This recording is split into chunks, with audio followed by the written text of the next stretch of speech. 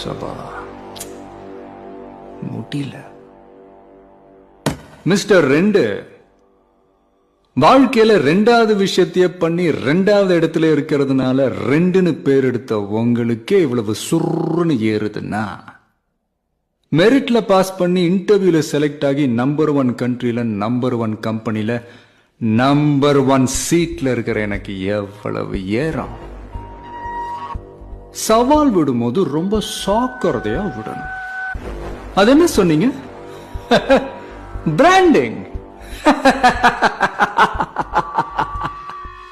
அந்த பிராண்ட் அழிக்கிறதுல தான்டா நான் ஸ்பெஷலிஸ்ட். இப்ப சொல்ற மிஸ்டர் ரெண்டு, உனக்கு மேல இருக்கிற ஒண்ணு அதான் தலைவன். அந்த பிராண்ட நான் அழிக்கிறேன்.